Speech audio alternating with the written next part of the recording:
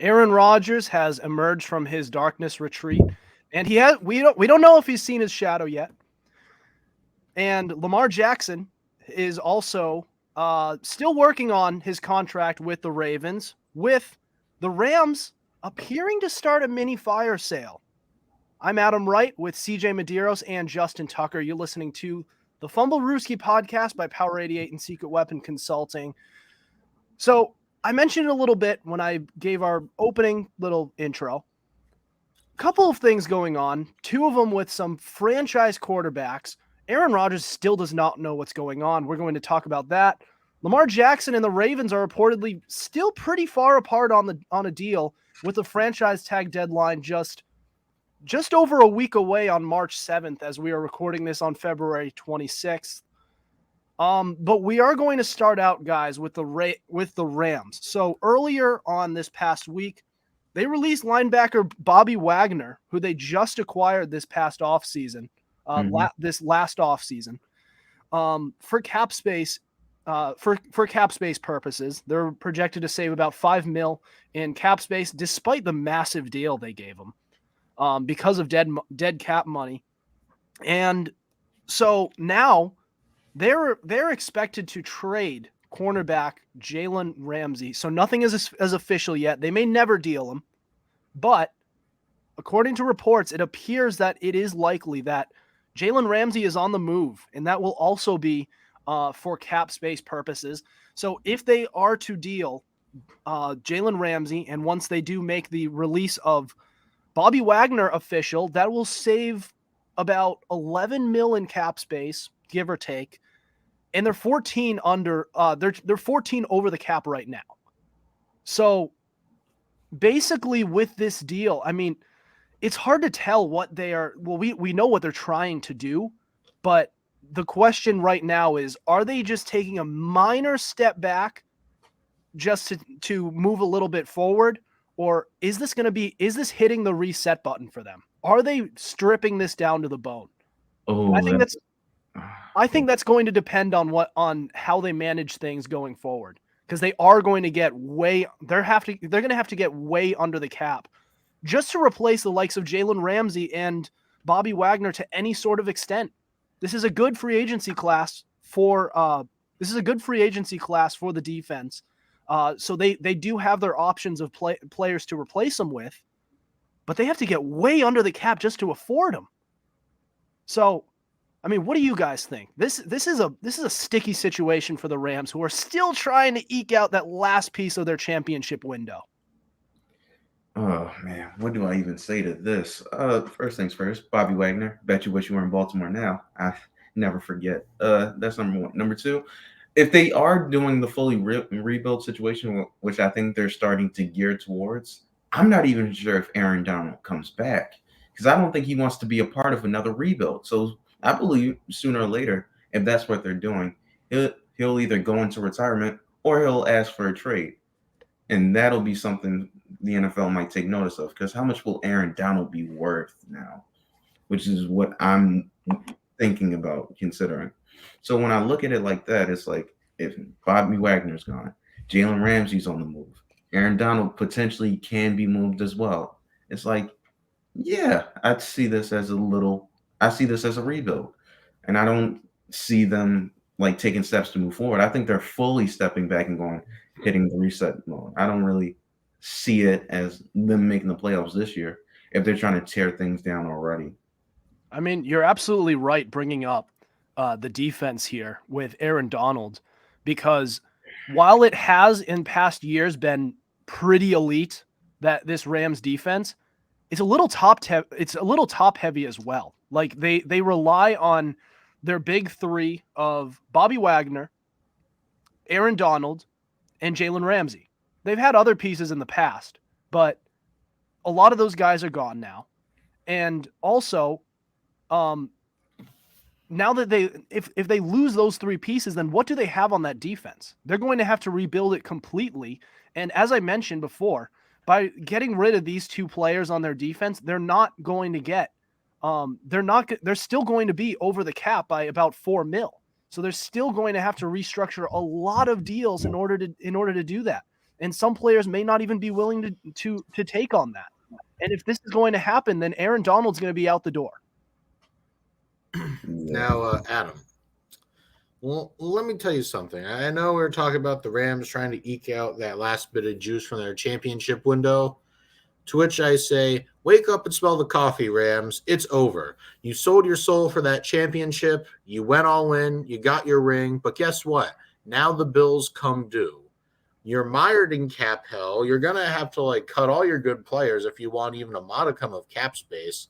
And chances are you might not even get a first for Jalen Ramsey because of his contract alone.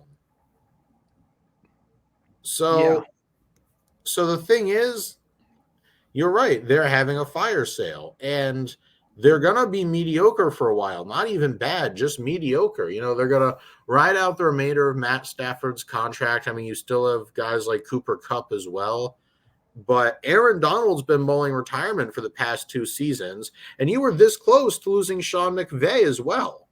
And if you suck, or at least are mediocre another year, Sean McVay might just pack his bags and head out. Then what are you going to do? I'll tell you what you're going to do. You're going to be screwed. So for the Rams, don't be like the Saints, because every year the Saints dance around their cap. They make limited moves just to be mediocre. Don't be the Saints. Take it on the chin, face your cap issues head on, and you got to wait, unfortunately. Wait till you actually have a first round pick, Wait till you actually have cap space, because you're not going to be good for at least 3 to 5 more years. This is the downside of saying F them picks. This is the downside of it, because you don't have a future if you suck. And if you're a top 5 pick and you don't control that pick, it makes things even worse for you, because you can't get a really good player in the draft now. That's correct. Yeah, and the more I think about this, the more I think that the Rams are going to have to hit the reset button, because it's not just once they get rid of these players officially, they're not just going to have to improve on that part. If they're going to get back into contention, they also already have a glaring hole on the offensive line. They weren't able to replace Andrew Whitworth, who retired. Joe Noteboom was not the answer, and he got hurt as well. So where do you go from there? You have 2 big spots where you need to work on. You still need to figure out if Allen Robinson can actually still play or not. And Matthew Stafford needs to get healthy and stay healthy, especially with that offensive line. So there's just too many things to look at. They still have some pieces. They have Matthew Stafford. They have Cooper Kupp. They have Jalen Ramsey at the moment. And they have Aaron Donald still.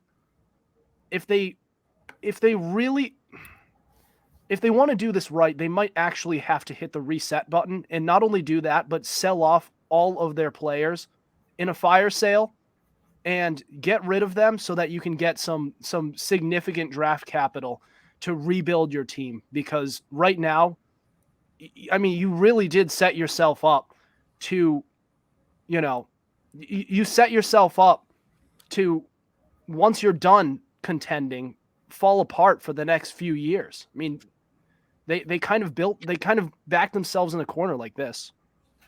Yeah, and Adam and Tuck, speaking of rebuilding, there's an old saying called Rome wasn't built in a day. And if you think about it, that would encapsulate the Rams, because we say maybe, give it 3 to 4, maybe 5 more years and they'll be good. I just realized something. That's incorrect, because then they're going to start having picks. Then they're going to be out of cap hell. And then after about 3 years, then you can officially start the rebuild. So in reality, we're probably looking at maybe even 6-7 years before you're even remotely in contention again. Barring you hit in the late round and get the next Tom Brady. Oh no, we'll see with them. I don't think it'll take 6 or 7 years, but we'll see with them. It'll take a few years at least if they're going to hit the reset button, but they're going to have to pull a lot of strings just to stay in contention where they are right now. if that, because they were actually one of the worst teams in the league this year when they were supposed to be in contention for a championship again. But I wanted to move on. So next, we're going to talk about Aaron Rodgers, how he emerged from what we call a darkness retreat. Mm-hmm. And what happens next? Because he did say he was going to make a decision, and that still hasn't happened yet. 3 days removed from ending that retreat. That's next. You're listening to the Fumblerooski podcast.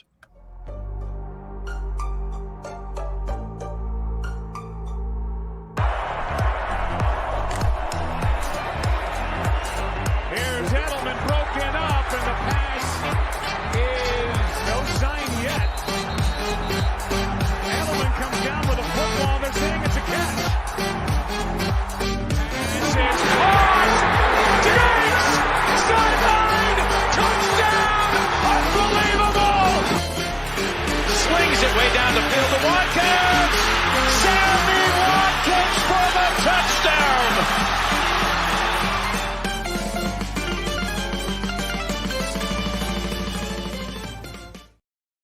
This is the Fumblerooski podcast by Power 88 and Secret Weapon Consulting. Adam Wright, CJ Medeiros, Justin Tucker with you tonight. All right. So as I teased before the end of last segment, Aaron Rodgers finally came out of his darkness retreat, and he promised that after he came out of it, that he would come to a decision. It has been 3 days, and he hasn't said a word since. So it's either he's contemplating something. It's going to come eventually. What he's going to decide is one thing. I'm still grasping the fact that this actually happened. This guy. So if you've seen a picture of what this place looked like, if you've ever seen The Hobbit, the Lord of the Rings movies, it looked exactly like that. One of those bunkers. It's partially underground. It has a door. It has a tiny little adorable living space. And like, if he wants to do that, like whatever he needs to do to make a decision, that's fine. But why did he have to address to the media, I'm going to go into this intense, dramatic darkness retreat for 4 days, doing God knows what to figure out what I'm going to do. And then right after, I'm going to tell you guys what I'm going to do. Well, I'll tell you why. It's to get attention. I think he just wants to be traded. I think that's perfectly fine. I think he's doing whatever it takes to get traded. I think his time in Green Bay has run its course. It's been run its course, to be honest. I think he just wants to go. I think that's all that is. And Green Bay just won't trade him. And like, yeah, that's kind of the point I'm making here.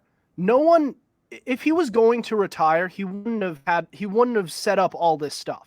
You don't go through all of this effort just to say, you know what, I'm hanging it up. You attract all this attention from the media. You tell everyone that you're going to do this. And then you say you're going to walk away from the game. No, he's setting up a narrative for next season when he's back on the Packers or going to the Raiders or the Jets. I don't think this is. I just don't. I think I am very. I wouldn't rule it out just yet, but I'm this close to saying it's absolutely 100% he is not retiring.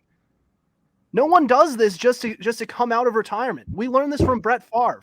He teases retirement for years, and he always came back. It got to the point where the Packers got sick of it, and they traded his ass out of there. I can't believe we're talking about this. I hear you, Adam. I do. But do you want to know why Aaron Rodgers is doing this? Because believe it or not, I have an answer. Because in the words of Tony Stark, he's a full tilt diva. That's what he is. He's a drama queen.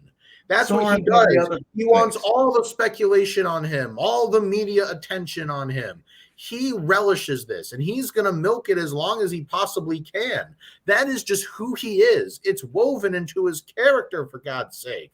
Oh, my God. Every quarterback's a diva. Oh, my God. He's such a drama queen. Every year he gets the media playing his game. Ooh, will I go to the Packers? Will I go somewhere else? I don't believe it. I will not believe he's leaving until he actually does. Because this is the third straight year where he's playing the media like a fiddle, and I'm not buying into it. I am not. Yeah, look, I completely understand why you wouldn't buy into it just because of what happened in the past few off seasons. But it's just this year is a lot different than the past couple of them.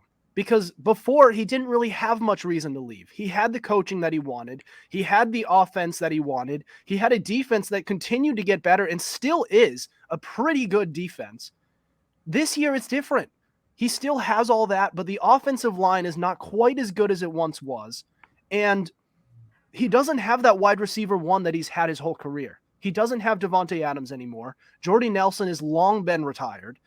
And he even used to have the likes of James Jones and Randall Cobb as wide receiver twos. He doesn't have that either. Marquez Valdez-Scantling's gone.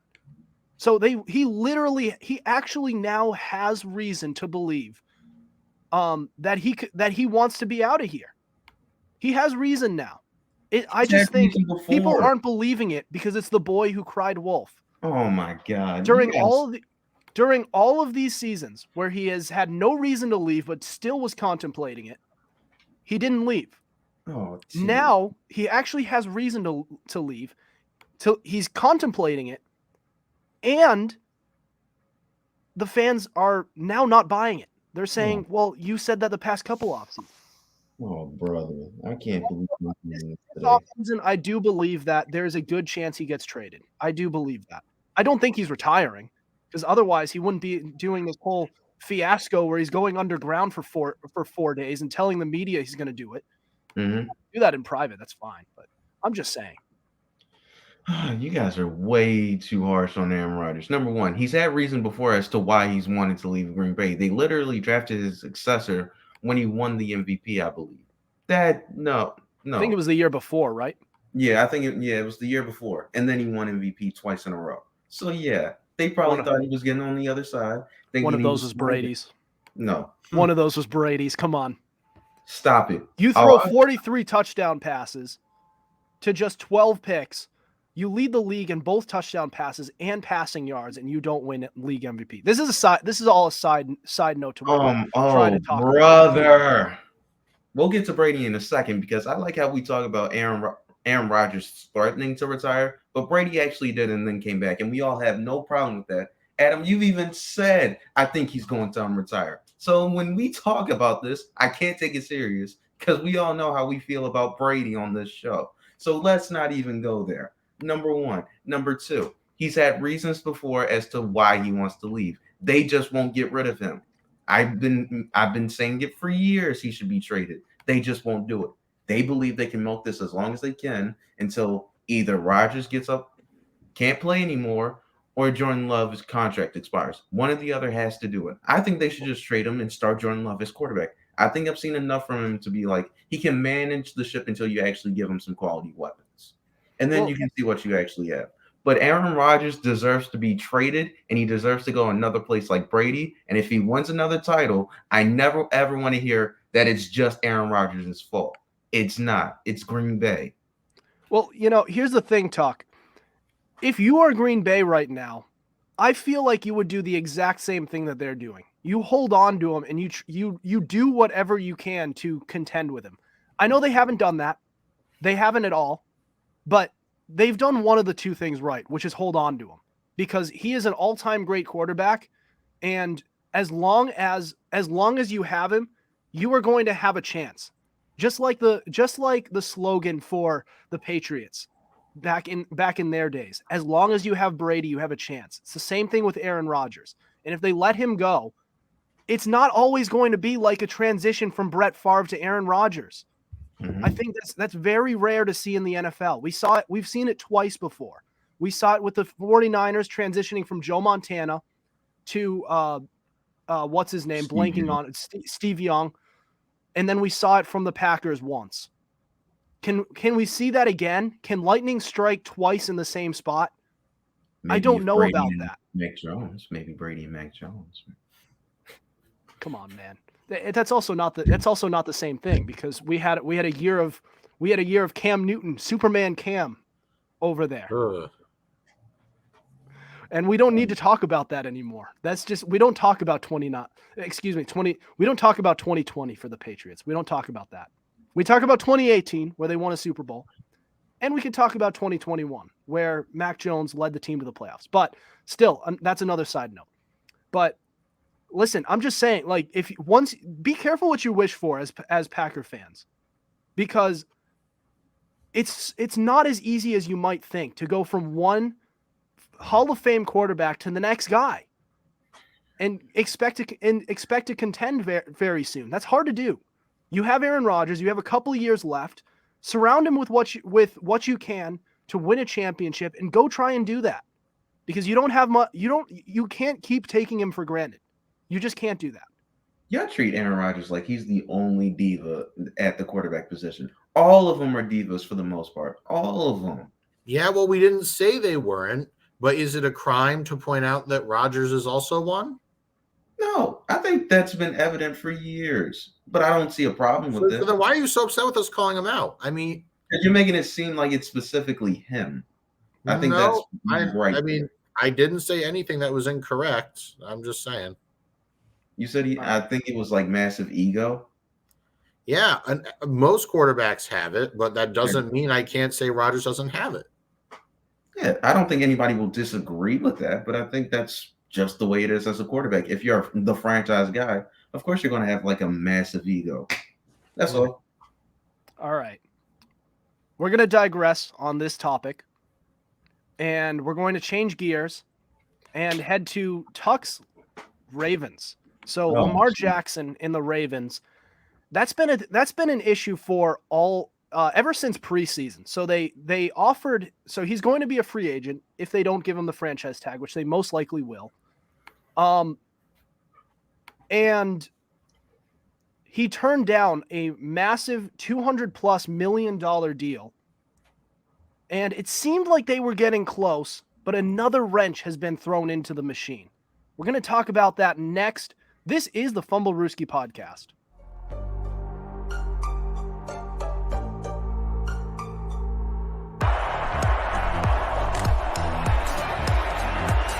Here's Edelman broken up, and the pass is no sign yet. Edelman comes down with a football. They're saying it's a catch. This is caught. Diggs! Sideline! Touchdown! Unbelievable! Swings it way down the field to Watkins. Sammy Watkins for the touchdown.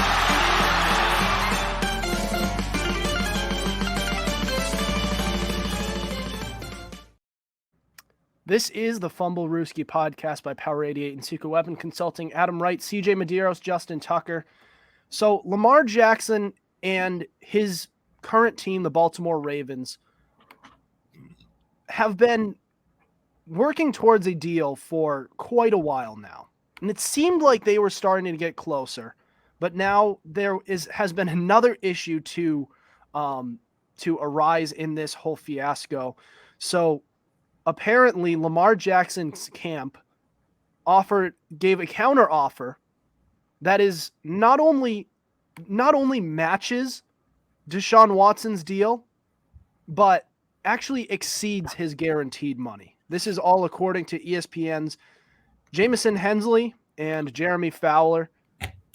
I gotta say, this is not looking great for Lamar Jackson. And according to other reports, won't even play on the franchise tag. So they're going to have to come to a deal soon, or else this Ravens team is going to anticipate he's not going to want to be here anymore, and they're going to have to trade him. But Tuck, I'll throw it to you first. Don't say that. Don't say that out into the universe. Hopefully he stays. Hopefully he continues to rock that Ravens chain he has. Oh my, yeah. Hopefully we can find a new deal. That's the only thing out there. This situation is so unfortunate. Now, granted, I don't think it was this bad when we had to deal with Joe Flacco's contract because we just had to cave in because he just won a Super Bowl. The problem is, why did Deshaun Watson have to get that deal? He didn't deserve it. I like when he first got that 5-year, $135 deal with Houston. Then Cleveland said, watch this, and gave him that ridiculous contract worth $46 million a year. Why did this have to happen? I think if it came down to it, I think the Ravens will forcefully give it to him. But at the same time, it's like, come on. $50 million guaranteed each year. I think that's I can't think about it in like percentage wise, but I think that takes a lot of the cap for each year. Now, if they can rearrange it to where they can like turn it into a signing bonus and like that, then I'd be okay with it and I'd be fine with it. But this situation, like, hopefully they can come to a resolution soon because it sounds like it's getting out of control very fast. Yeah, and it's hard to find a way out for this Ravens team because even if they do give him this money, that leaves him with not that much money to give him the pieces that he needs to contend around him, not just on the offensive side, but the defense as well. And they have a couple of free agents, including Marcus Peters, who's been a big part of that secondary for the past couple of years.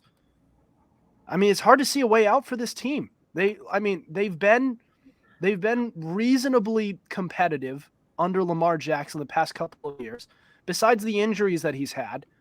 But in order to get over that hump, they need to improve this team, not just maintain what they have right now.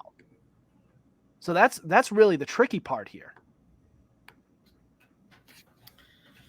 Yeah, it's just, I mean, this is a classic situation right here of the old saying, damned if you do, damned if you don't. Because if you pay Lamar, chances are you can't afford to fix that offense and get him the true help that he needs. You're like a better O-line and a wide receiver one, or a running back who can stay healthy.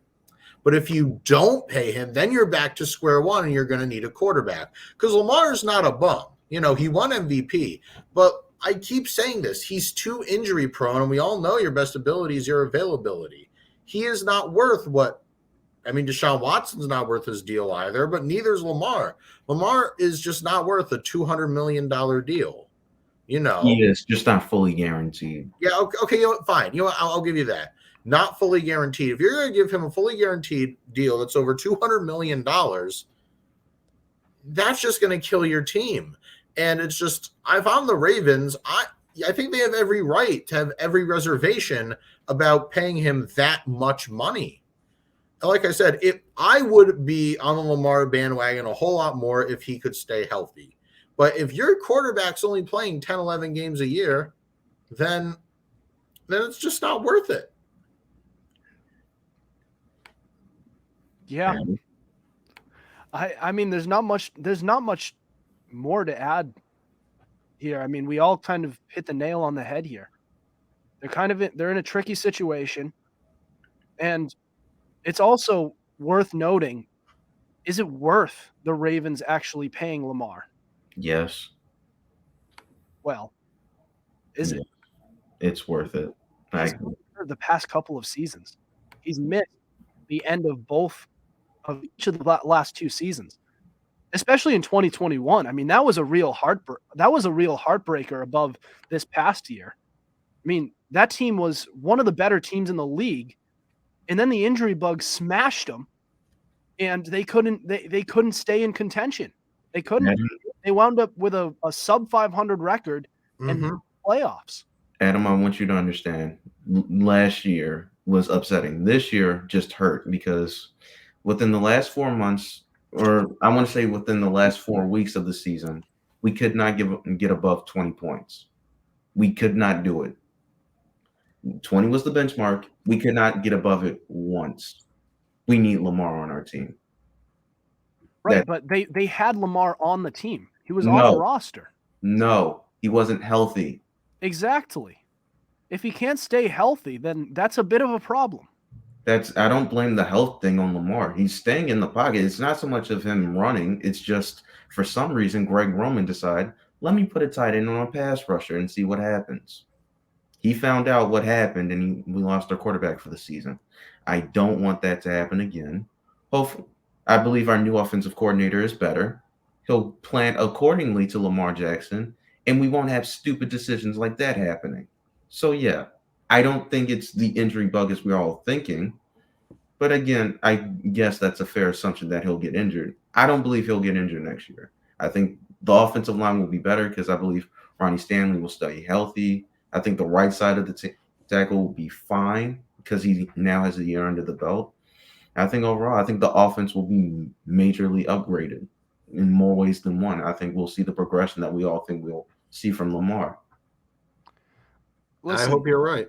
I do hope you're right. But when you miss a combined 11 games out of the past 2 seasons, Yeah. that's a bit of a problem. That's not just you miss. It was one injury from just one fluke play where something happens. That's a trend right there.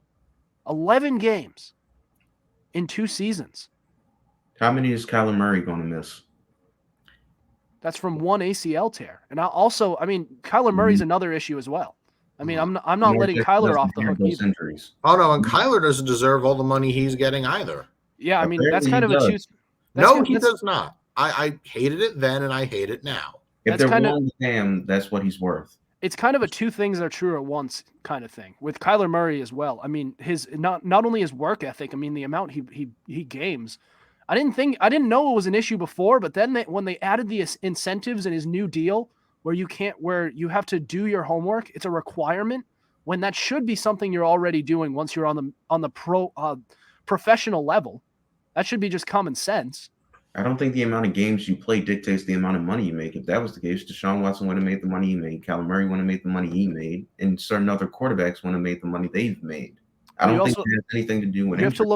have to look at the context behind it as well. Deshaun Watson had other issues going on, and he it still got wasn't paid. exactly. But that's not injuries. Injuries are a much different thing, especially when it's a trend. Missed games, either or, by hook or by crook. The best ability is availability. He wasn't available due to off-field transgressions, whether he's innocent or not. He missed 11 to 12 games. As much as we want to hold it against Lamar, it's not an ACL tear. It's just ankle injuries, which are way better than an ACL tear.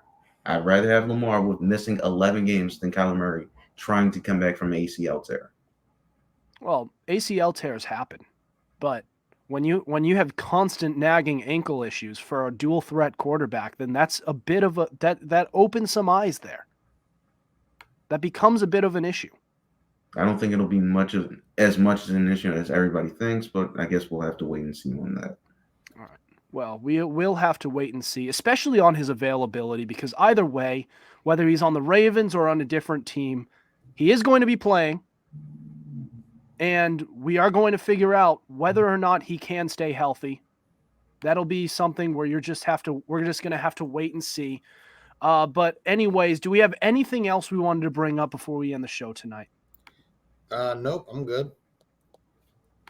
I'm good. Tom Brady, congratulations on collecting your AARP check. Way to go. Congratulations on a wonderful career, and best of luck in your future endeavors with Fox.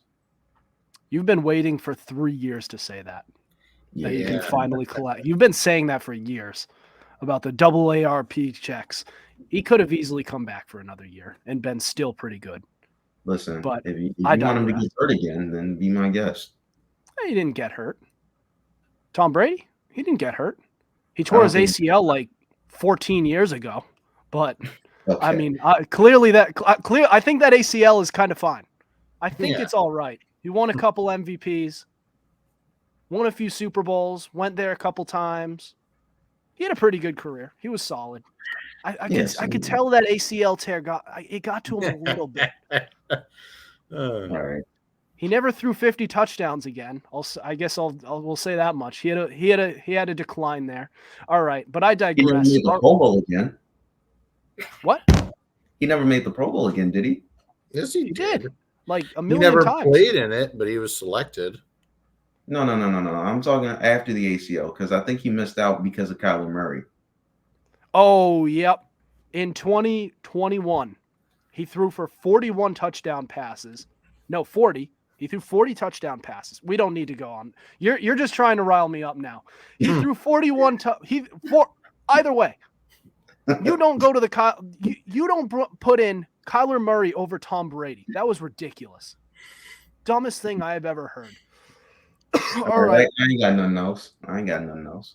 All right. Well, that'll do it for us tonight. Thank you for listening to us. We have new episodes out on Tuesdays and Fridays at 7:30 p.m. Eastern Time. Be sure to subscribe to our YouTube channel. We also have all our episodes on Spotify, Spreaker, Apple Podcasts, iHeartRadio, Google Podcasts, and so much more. Also, be sure to follow our Instagram at Fumblerooski_podcast to keep up with our podcasts and latest coverage on the NFL. Otherwise, we'll see you next week. Over and out.